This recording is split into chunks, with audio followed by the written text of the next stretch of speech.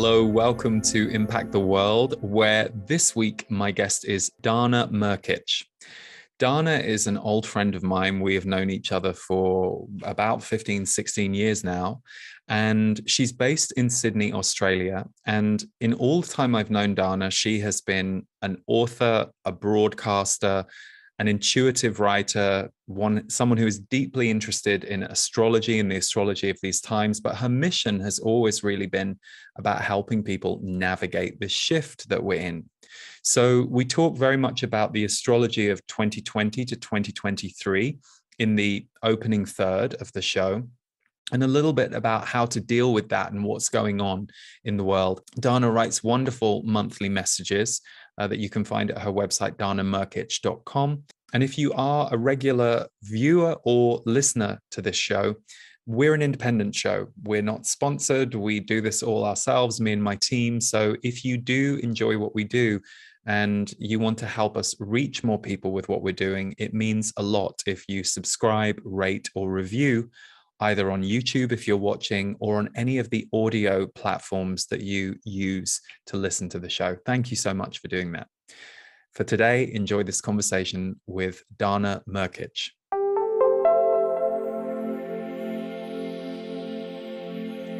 Dana, thank you so much for being here. And this is a treat because we have known each other now for, what is it, about 16 years, maybe? Yes, it's been a while. It's so good. It's so good to talk to you, Lee, and so good to catch up because, we were just saying it's been a little while since we've got to catch up in person, and we've known each other a long time before that, Yeah, I haven't seen you for 5 years, but back in 2012, we got to do some events together when I came over to Australia, and that was really special. And so it's great to see you. And, you know, what a time we're living in. And I'm really struck by one thing. I remember back in about 2007 or 2008, we were doing a workshop in LA.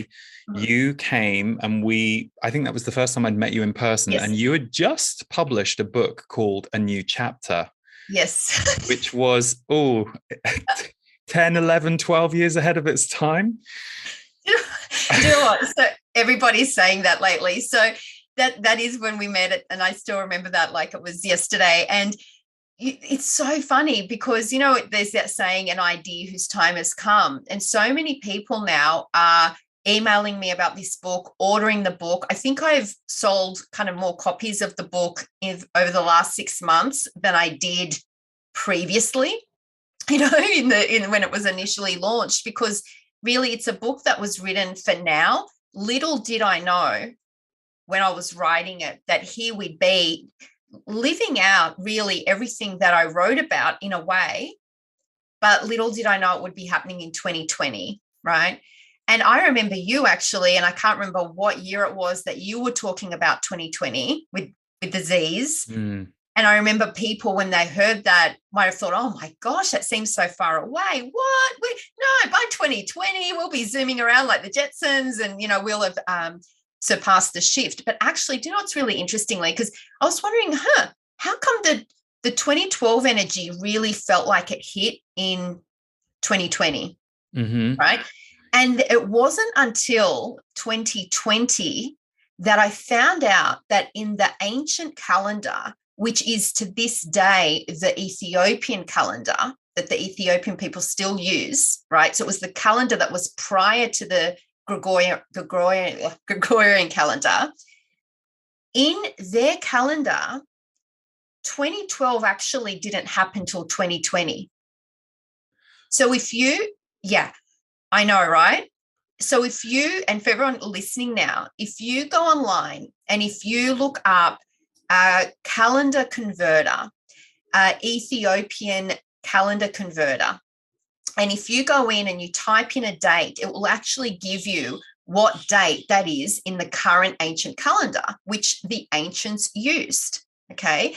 So if you type in August 27, 2020, that date on their calendar was December 21, 2012. Oh, interesting. So the Mayans didn't get it wrong. We, the modern day age, fiddled around with the calendar. And for anyone who knows anything about the calendar, I remember writing about this years and years ago.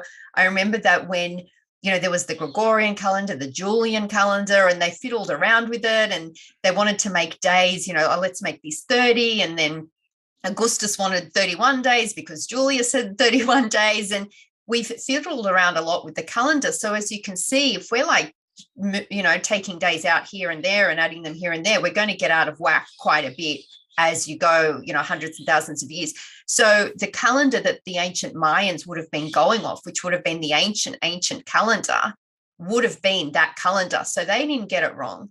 They got it exactly right. So if you look back to August 27, 2020, right, that was the kind of energy when, SHIT is hitting the fan around the world in more ways than one. And we're having a mass kind of awakening, but we're having a mass, oh my gosh, what's happening? And a mass, and so that was December 21, 2012. So I then saw, the Mayans got it right. B, I can see now why a new chapter is coming into its time now, because this is now where it's at. And I remember, so, back in March 2020, when all this started, and I didn't know until the date started coming out the other day, because people were talking about the 2-year anniversary. And apparently the official start date was March 11, 2020, which is funny because that's my birthday, actually, March 11. And, as soon as it started happening, and I don't know if you ever watched Get Smart. No, I didn't, but I've heard of it. Yeah, so maybe, I don't know if it was just on in Australia, or I'm just showing my age here, but there was, Get Smart. And the way that show started was he was like a, secret agent, and to get to his headquarters, he'd walk and the doors would like all shut and open behind him. So there'd be like a million open doors, steel doors before he got to the headquarters, right? And when this all started happening in March 2020, and all of a sudden one country at a time started locking down. And I was reading some statistics recently that said at one point it was something like 93% of the world was in some form of lockdown and not able to travel. And that's the image that I got in my mind. It was like this shut. And all through my body, I got the message, this is it. Mm-hmm. Now it started. Nothing to do with, what the narrative was at the time, but energetically, here we are. This is the shift. This is it. Here you go. It's not a flash of light, or it might be one day, I don't know, but everybody go to your rooms, think about what you've done, because didn't it make everyone take time to self-reflect, right?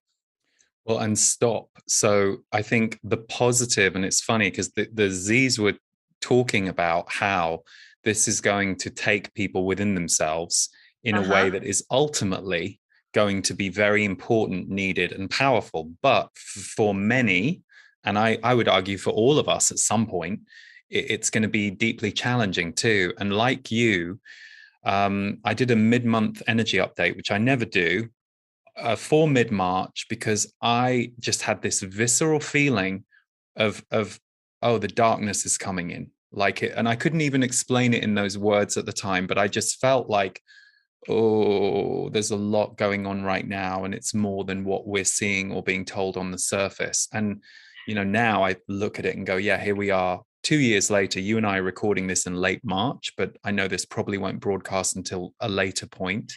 So it is interesting to kind of look at the world through that lens. And I know you really rely on and work with astrology as well as your own intuition. And we've had conversations about the astrological period that we're in right now. So I'm curious, Dana, what have you, is there anything you could share with us astrologically that you know that we're in this kind of period that we're in right now? Yeah. So I think the most key thing that's really stood out to me is the Saturn in Aquarius 3-year journey. So Saturn went into Aquarius March of 2020. And Saturn will be in Aquarius. I mean, it has a few little retrograde moments, but it will finally go out of Aquarius in March of 2023. So when this started, and when I saw that 3-year window, and I'm so happy to talk about this right now because it really shines a light on what is happening, or one aspect of what's happening, I was saying to people, look, buckle up. This is a 3-year process that we're going in. And of course, the world we're cycles upon cycles upon cycles, right? There's the 26,000 year cycle, and there's the 5,000 year cycle, and there's all sorts of cycles. So this is not the only cycle that obviously is influencing us at the moment. But what the Saturn in Aquarius cycle is, as far as I could perceive for this particular time in history, it's kind of like we're at the fork in the road. And you know how when you're driving somewhere, you can go a million different ways. You can go that way, you can go that way, you can go that way. There's probably 10 different roads that you can, or more, that you can go on to get to a particular journey. And the further away the destination, the more options you have. But as you get closer and closer and closer and closer to a particular destination point, those roads start, as you start coming up to your, friend's house and you're right near their street, really, you can either go down that way or that way and end up at their street. But once you're on their street, there's really no other way. You're like there. And that's where we're at now with this whole evolution of consciousness that we've been going on, this whole 26,000 year cycle that we've been on, with the 5,125 year cycles that have been interspersed within that. We now are at the pointy end, right? We are at the pointy end of the shift. Yes, it came in 2020, but really it's the age of 2012. And what is that? What is that fork in the road? Well, it's what are we going to choose for our next cycle? What are we going to choose for our next new chapter? What are we going to choose for the next turn of the wheel, the next 26,000 years? Are we going to choose what people call the new earth, the new reality, we're all connected, love, harmony, truth, freedom? Or are we going to choose the path that perhaps, other people might be planning for us, which is more to do with, it's very controlled, it's the AI, it's all of that sort of, controlled reality.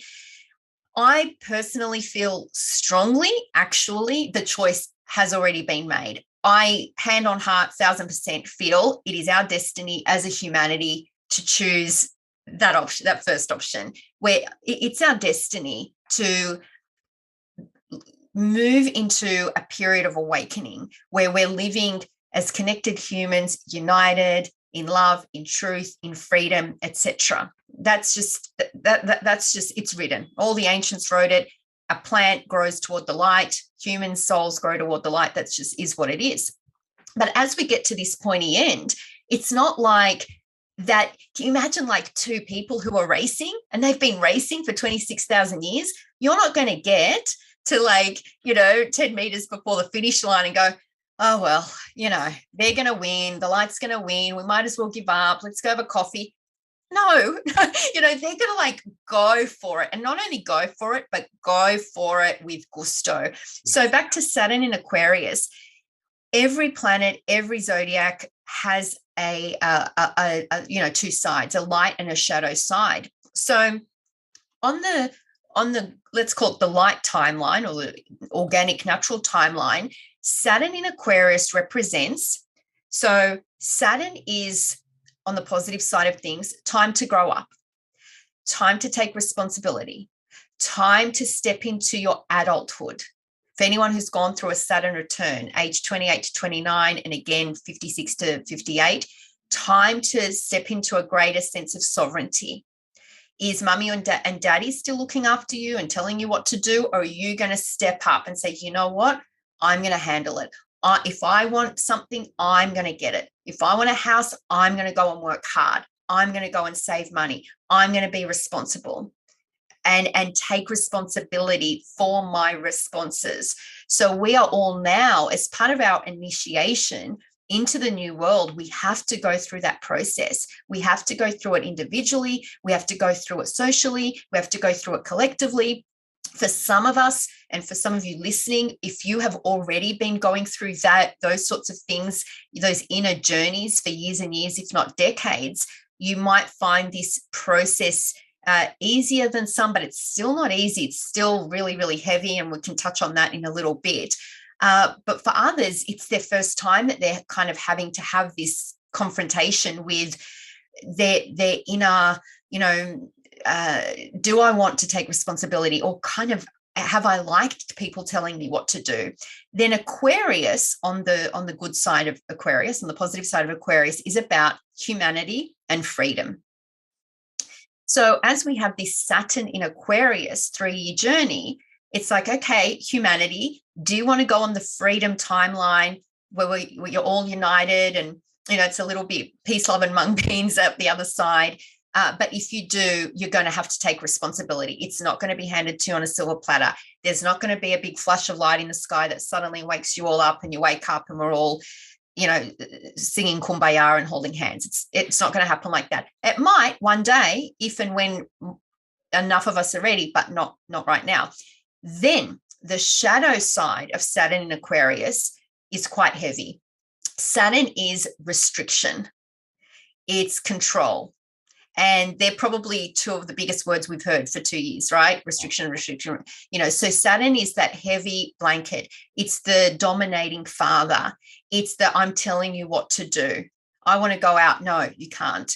It's over authoritarianism, right? And then Aquarius, the shadow side of that is things like an excess dependency on technology, on artificial intelligence, on things like that. And that's how, certainly here in Australia, that was a big part of it. In order to go into a store, you have to do your little code thing or other things. And so it's control via, and, I don't know how much, we want to get into it, but then the greater planning on that timeline is more of that. A lot more of that. So it's this creating this, control structure through that kind of technology. So we're at this pointy end now, and a lot of people thinking, oh my gosh, why is it still like this? Because Saturn's not done with us yet. So March 2020 to March 2023, and then Saturn moves into Pisces. So I'm not one for predictions, because who among us are predicting things change, timelines change. But what I will say is there will likely be some sort of a shift of some kind to whether it's a different narrative, whether it's to a different focus, whether it's a greater awakening as Saturn moves into Pisces. I think that's when really we'll be coming out the other side of this particular 3-year part of the process into whatever the next, whatever part of the process it is. Keep in mind that I think that 2023, they keep showing me that as a kind of a bridge year. And then I think 2024 onward to 2030 is going to be super, super interesting, because Pluto is having its Pluto return in the United States. And a lot of people, thought, okay, the 22nd of the 2nd, 2022 was the Pluto return, because that was the date, it was on the same degree that Pluto was on when the Declaration of Independence was signed. So certainly that was a significant period, and it was a significant moment, the 2022, that was that part of the Pluto return. But actually I've got like a document, and I keep sort of reposting it maybe once a year to remind everybody. The Pluto return of the United States is actually a 20-year period, going from about 2016 to 2036, because it wasn't just that the Declaration of Independence was signed. There was a lot going on before that, and actually there was a lot going on still after that. The Revolutionary War and the to and fro with England was still happening. It wasn't until a few years later that they had what was called the turning point in the war. So that doesn't happen until 2024. So I think it will be very interesting what happens in the world, but even in the US 2024. And that's when I really see the timelines. I mean, they're splitting now anyway, but that's when I see them splitting in a big, big, big way.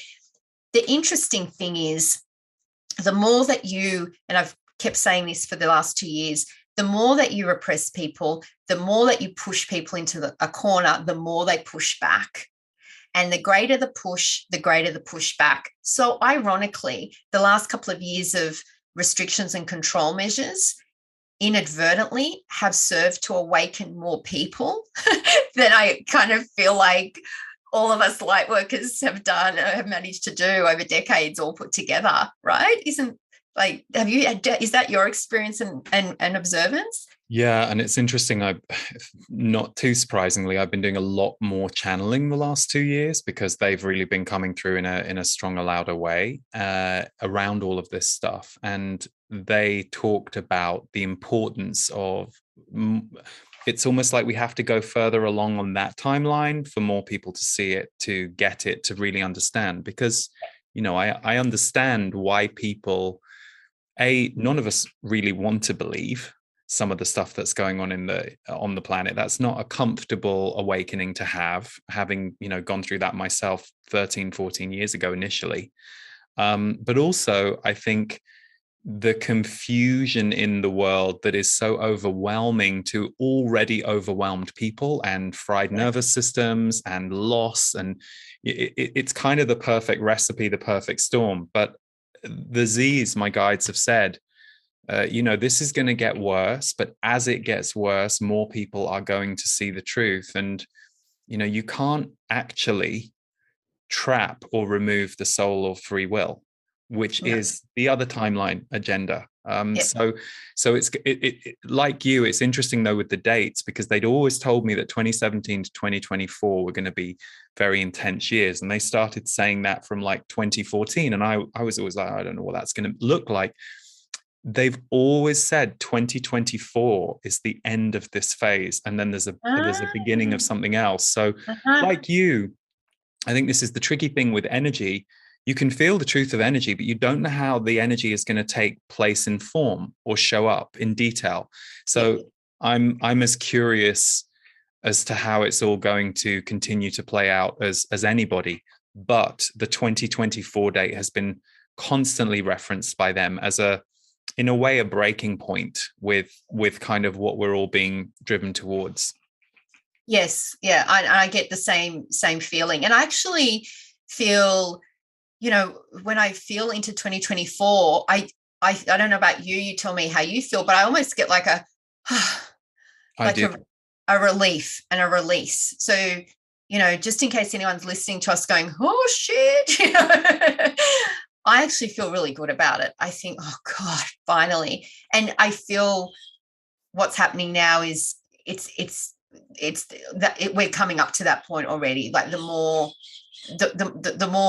intense it's gotten, the more people are waking up. But, and I wrote my energy report, the other day, and it was quite heavy, I must say, to write, but they were tapping me on the shoulder, my kind of higher guidance, saying, I have to say it. I have to be honest with people to say, you know what, this is a heavy time. And even if we know energetically, intuitively what's going on, it's still a heavy time. And I think it's important to acknowledge that it is heavy. And heaviness doesn't mean that the light is, for lack of a better word, losing. It doesn't mean that the other timeline's winning. It just means we are seeing, everything is being exposed. I've talked a lot about this word revelations and the word apocalypse and the origins of the word apocalypse, which is actually Latin and Greek for to be revealed. It doesn't mean what the Hollywood movies have told us it means. It means lifting the veil, revealing.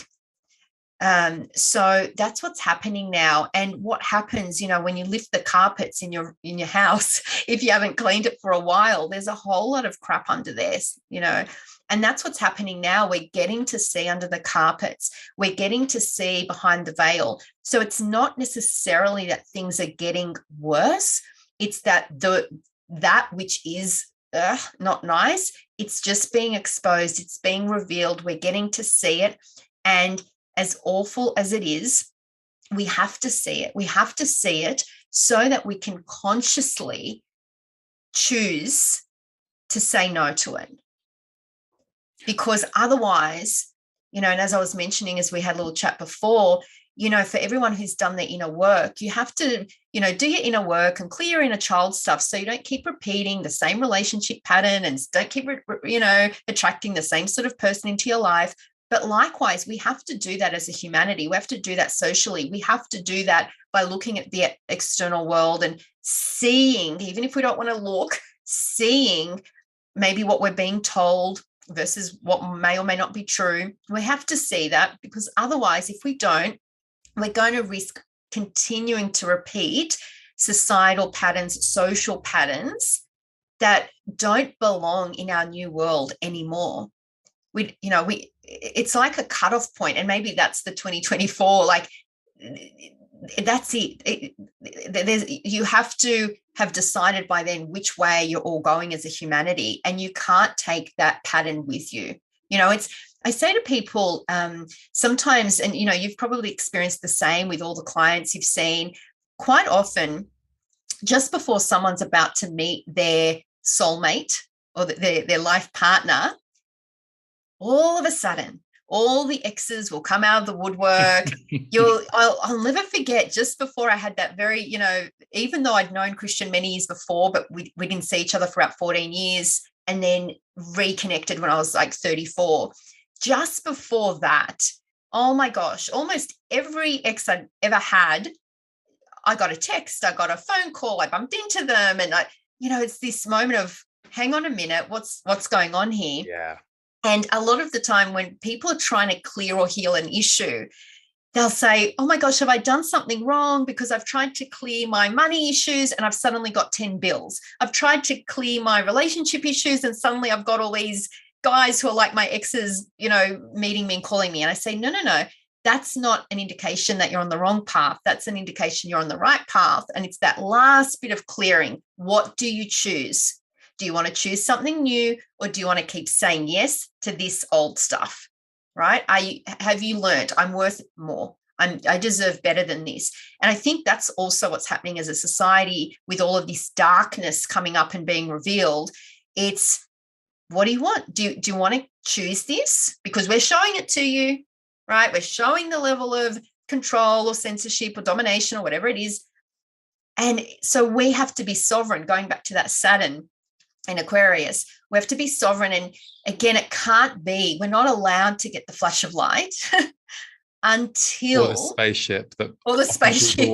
When will the spaceship land and take us away? Yeah. I know, right? Everyone's saying that. They're just waiting for the spaceship to come.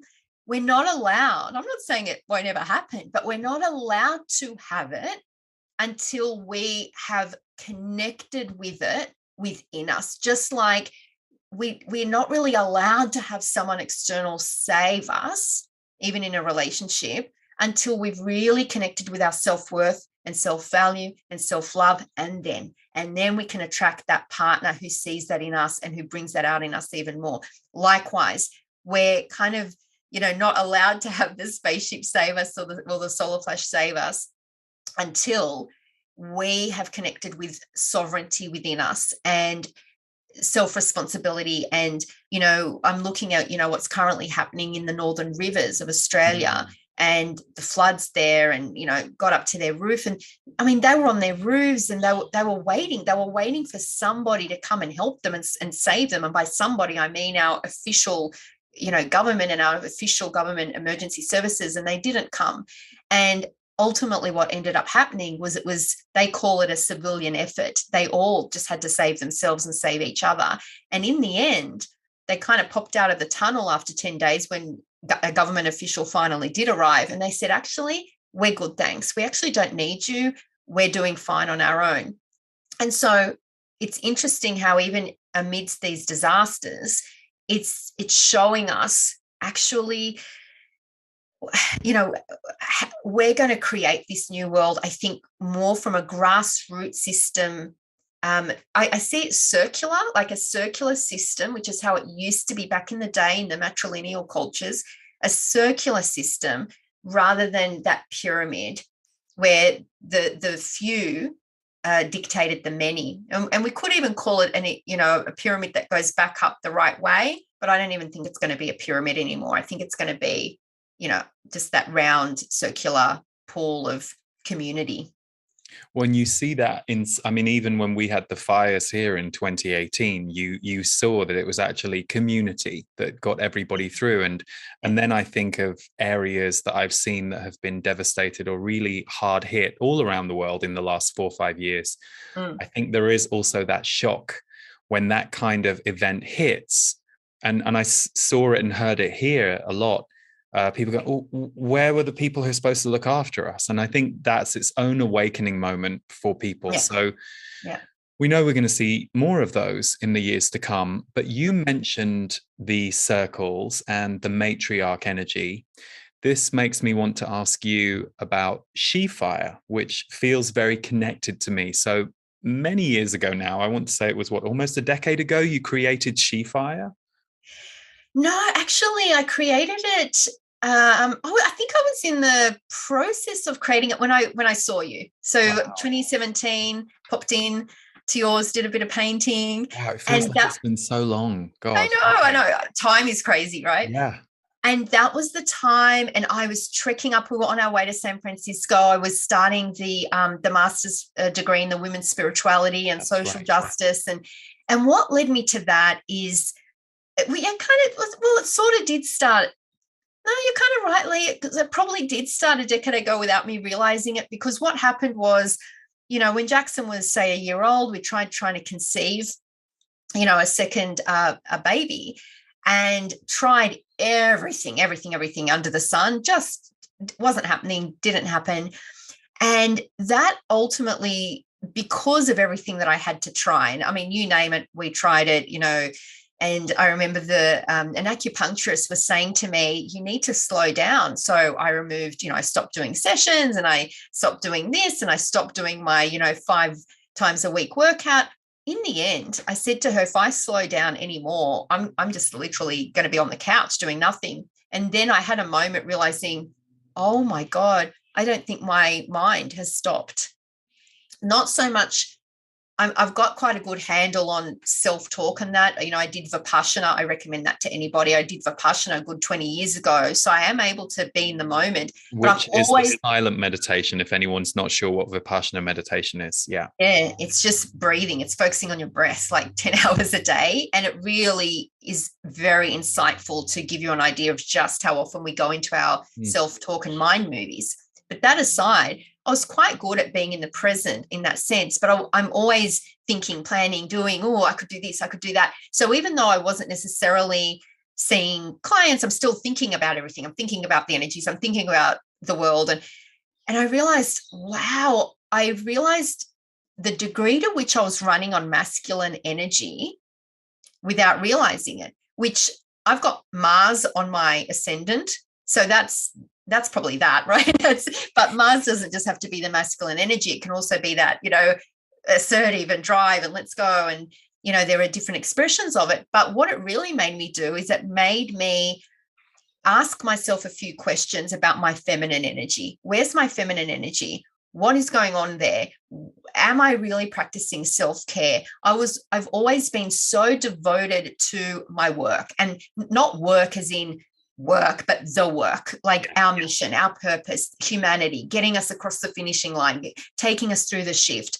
And I remember, even when I first started, traveling with Christian, and I traveled a lot before that, but I was traveling with Christian, and we'd be on the beach in Mexico, and I was still kind of thinking about, I've got to go back and write the next bit of my course. I was so almost attached to my laptop, really.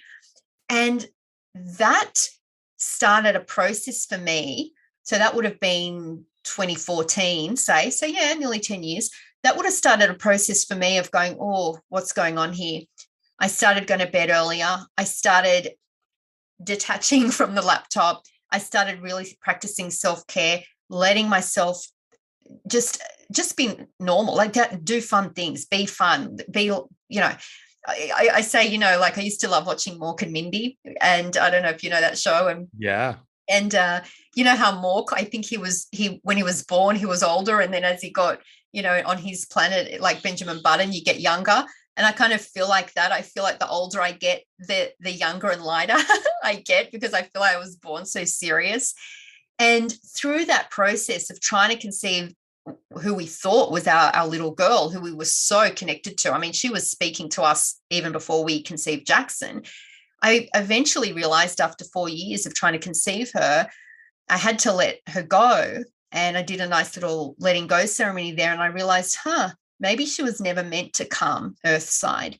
Maybe her purpose was to shift me into my feminine self in a greater way. And what it actually ended up doing is it led me to the women's spirituality master's program in San Francisco. And that's when I came across so many women, so much information about the feminine side of spirituality. And I thought, how is it in 20, 25 odd years of being very consciously on this path, if not longer, how have I never come across any of these books, any of these teachings, any of these women, because I had when I stopped doing sessions for a while, and that's a whole other story of why I stopped doing sessions, but I had to just disconnect from upstairs and the they. I'd never done that ever, like ever. But I had an experience. It was not comfortable. It was a bit disconcerting. I thought, until I am clear on who am I talking to up there, I need to disconnect entirely. And so I was in this void for a few months, just floating around. I thought, oh my gosh, like this is so foreign to me. I just thought, I don't even know how people cope without this connection, because I'd never been without it. And I was in this void. It was like Sandra Bullock in Gravity, floating around space. That's how I felt. And I just asked, I want to connect to the truest of the truest of the truest of the truest of the ancient source. And slowly I started getting this sound, and then I started getting a word, and I'm like, what's the word? And it's like I had to go like that with my ear, and I got the word she. And that was in 2014. Cut to 2017, I find myself in San Francisco, and there's these women, and they're in their 80s, and they're these wise women, and they pioneered the women's spirituality program back in the 60s. And guess what? They've all published books on she. And I literally, they refer to her as she. And I thought, where has this she, capitals SHE, where has she been in my 25 years of 30 years or whatever it's been of a conscious spiritual path? I've never seen this she in all the Mind Body Spirit festivals I've been in, right? So it was just which, if I may, mirrors life. It's like the irony that we're all born of a woman, and yet at the same time, the power of the feminine and the power of women has been successfully, to some degree, edited out of the structures of our society, even if none of us buy it, because, we're having constant relationships with powerful guided matriarchs in our life, whether they are mothers or whether they just carry that spirit. So it's interesting hearing you say that. Yeah, totally. I have a lot of strong women in my family, strong aunties, strong female cousins. My mum was strong. She was the first woman really in our Serbian community growing up pretty much to have a divorce, so I have had strong women around me. So it was really shocking actually to me to realize that, as awake as I was, I call it my awakening 2.0, because it awoke me to a whole other aspect of the world and spirituality. And I mean, for goodness sake, in a new chapter, I literally have a chapter called The Divine Feminine. So I knew that the divine feminine had been repressed on this planet, but I kind of framed it in a way, well, it's been repressed with our emotions because, don't cry like a girl, or it's been repressed because things like jobs like caring, nursing, teaching are all, not valued, and their salary shows that. So I knew that the divine feminine had been repressed in our world socially.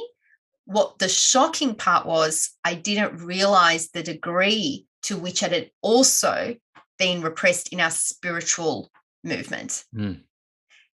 And that was shocking to me. And then interesting things that I discovered was that there's a female archaeologist now passed in the 60s, Maria Gimbutas, and she was the first archaeologist who, in the area of kind of Malta, what is now Serbia, Croatia, Latvia, she started digging deeper, literally excavating deeper than anyone had before.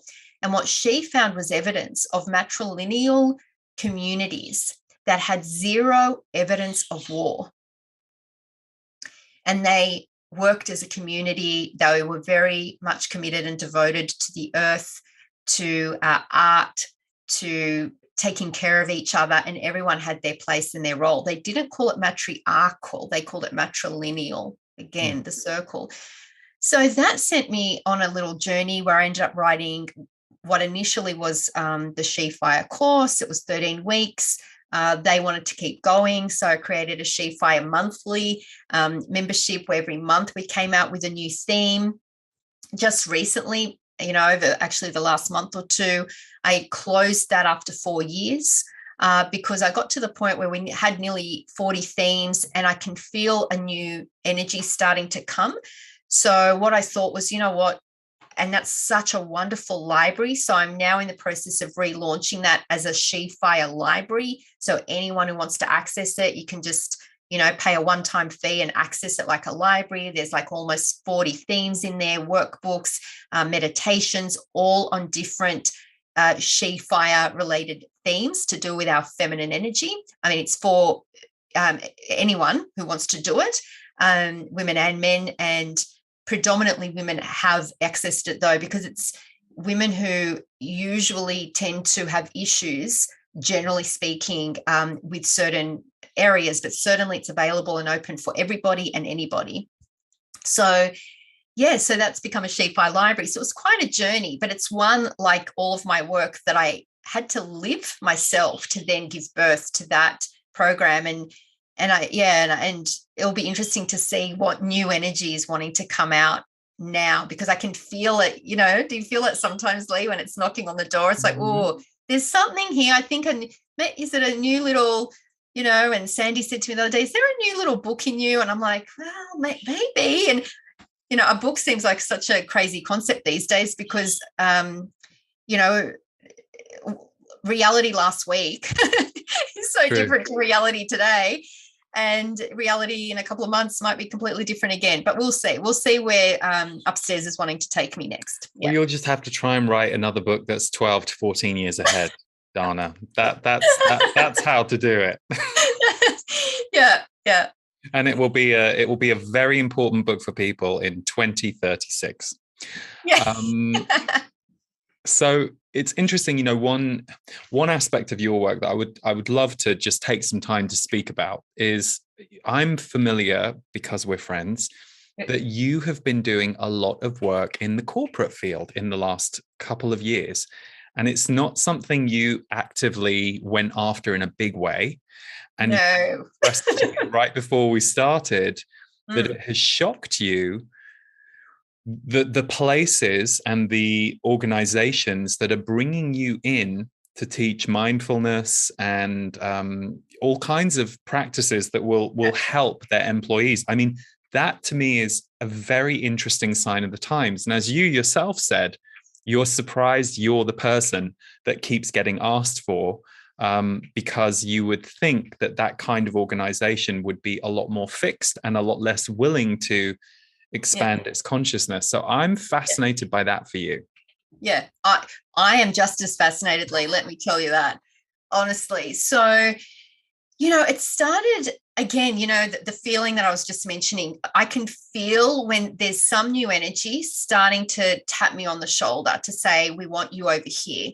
And it doesn't come for, people who are listening, intuition doesn't always come like a big booming voice like, hey, this is what you're supposed to do next. For me, it comes like kind of as a feeling of like, something new is about to happen, or they're wanting me in some direction. And it's a little bit like Hansel and Gretel cookie crumbs, So if you're listening here, and if you're someone who's thinking, I know I'm meant to be doing something else with my life, I'm not sure what, I just encourage you, just follow the little Hansel and Gretel cookie crumbs.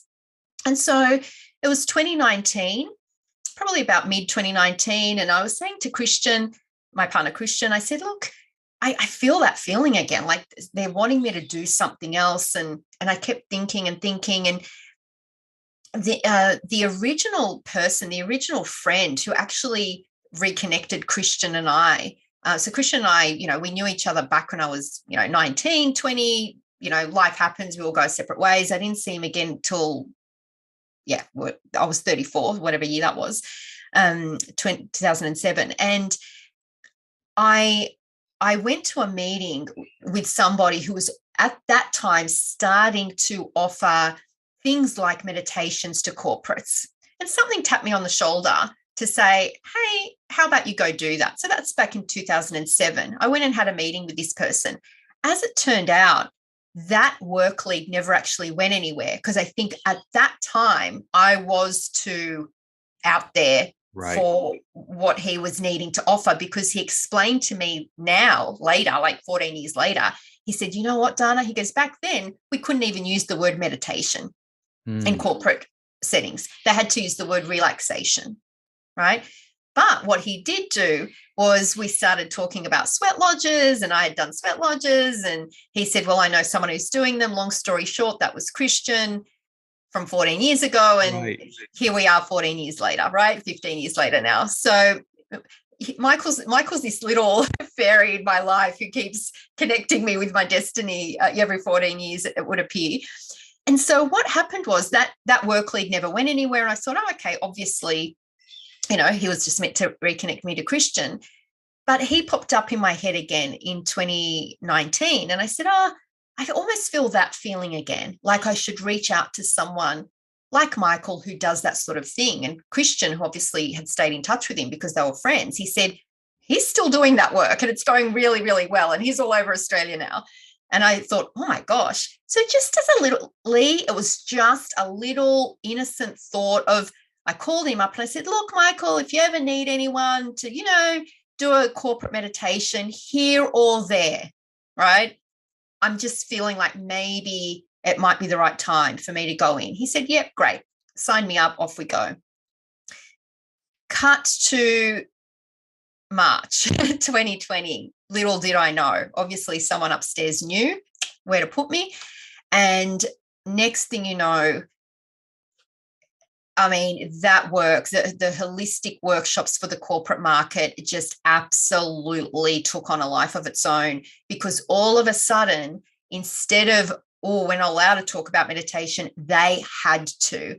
That actually companies have to provide, mental health and emotional health and well-being sessions for their people, because this had slowly started, obviously, in the years leading up, as I said, Michael was doing very, very well with the business, but it just took on a whole other level when COVID hit. And all of a sudden, people who are used to being in the hustle and the bustle and working in offices and doing this and doing that and going and doing things and going to concerts and events and sports and entertainment, all of a sudden everyone was home.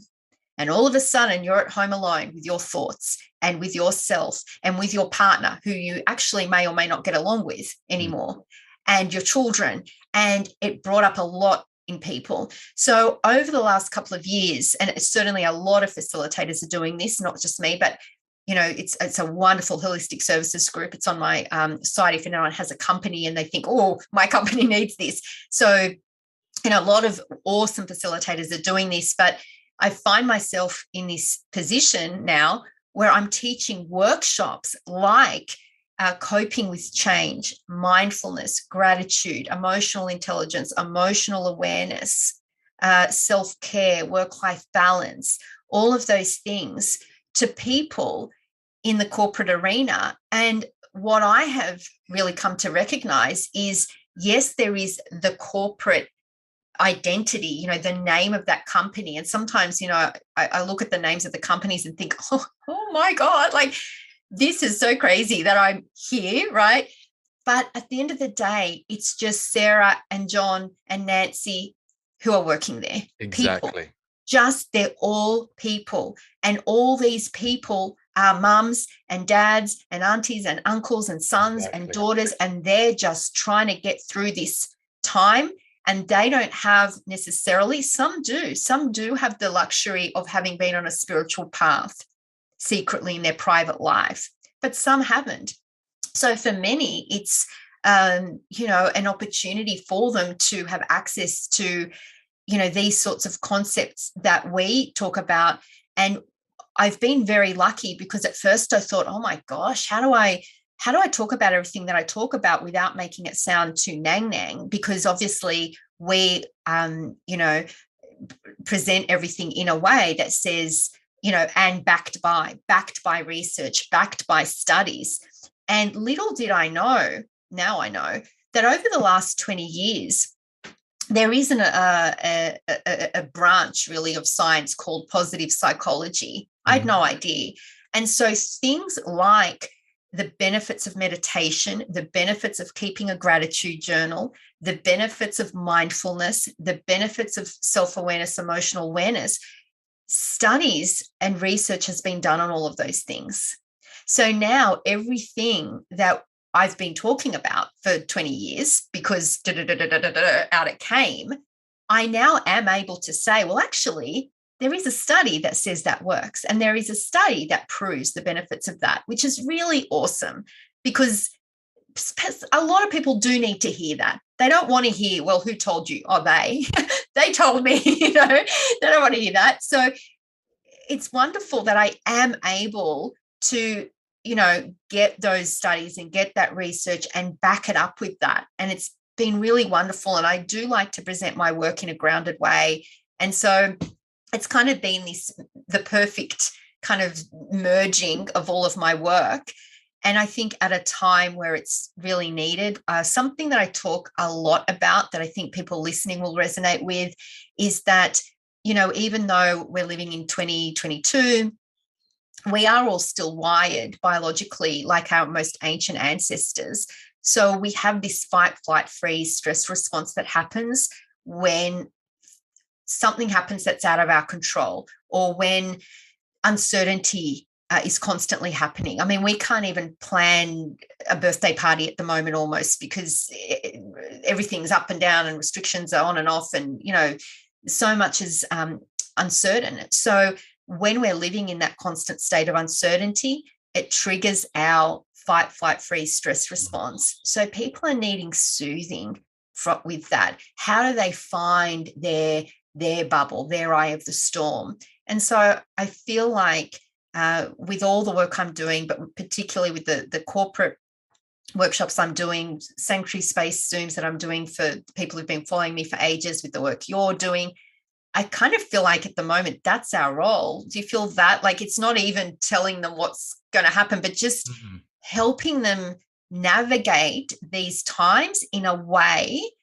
How do I do it and keep sane? How do I do it and keep from crumbling and collapsing?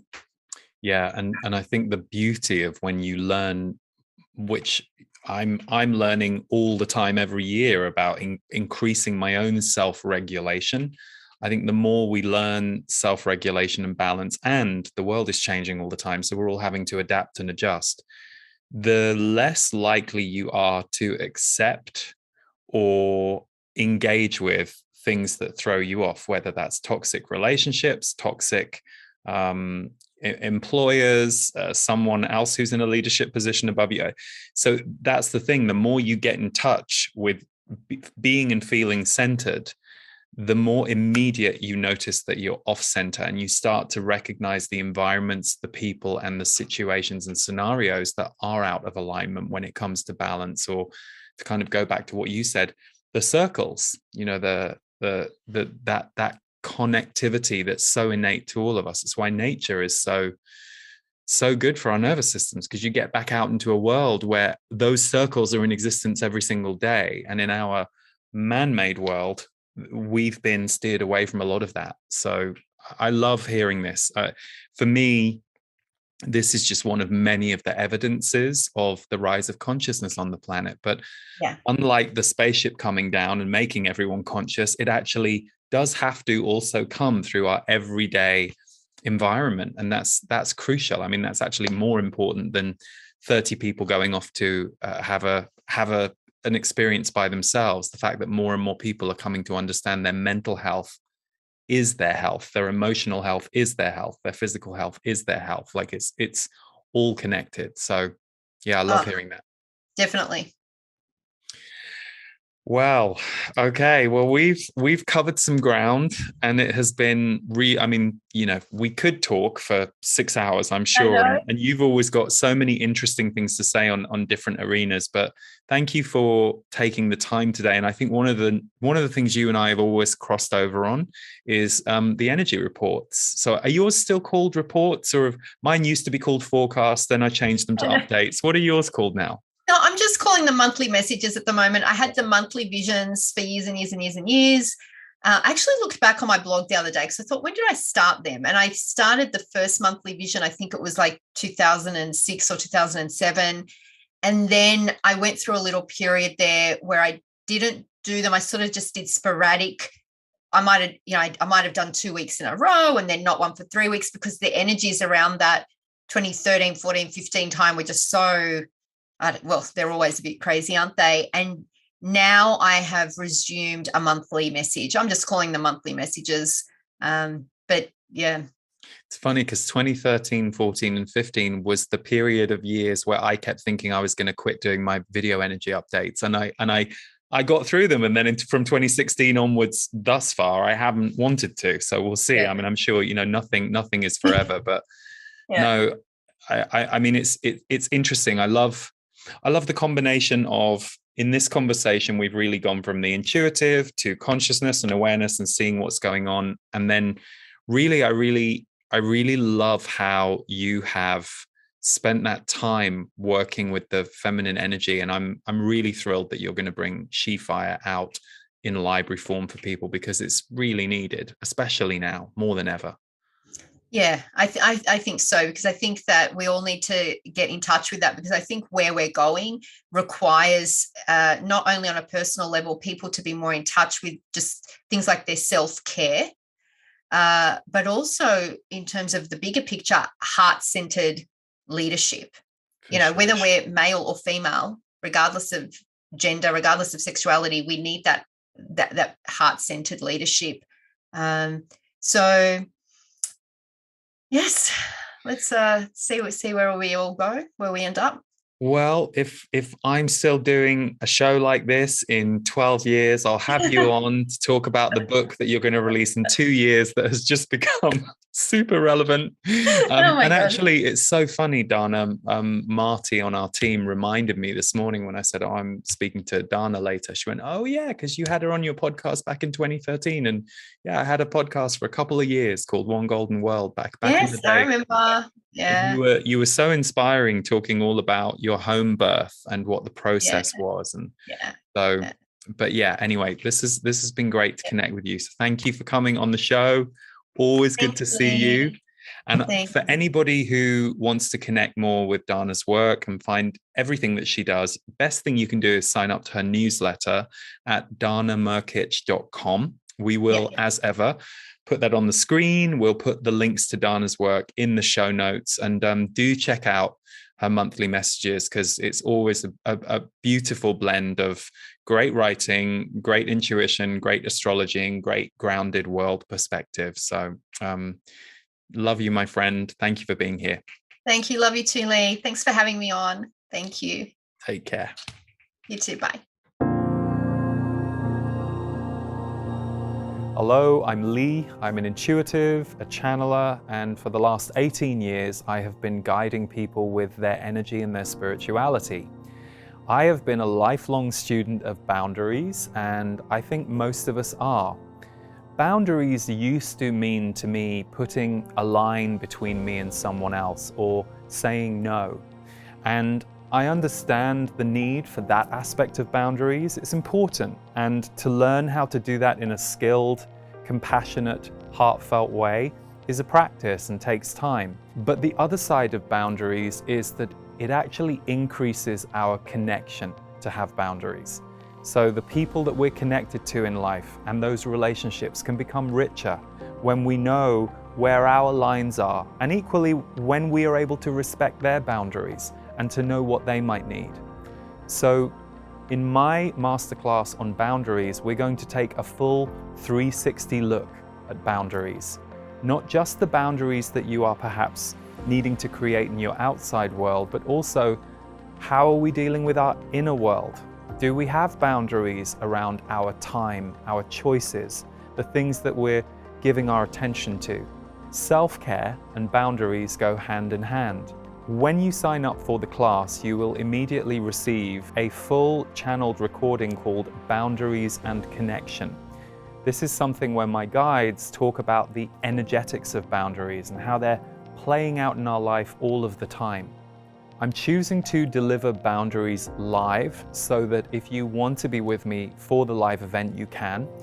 I will be breaking up each module and building in some short breaks so that you have time and space to integrate throughout the class, and then you will have lifetime access to all of the material. We will be organizing the material in a very user-friendly way, so you'll be able to dip into sections and worksheets and use it as a refresher or a primer as you go along with your boundaries journey after you have experienced the class. If you feel this is for you, but you know you can't make the live date, if you sign up, you will receive the replay within 48 hours of the broadcast, and you will have access to it to go through it at your own pace, in your own way. Boundaries has been one of the key game changers for my life, and I learned boundaries in a very resistant way.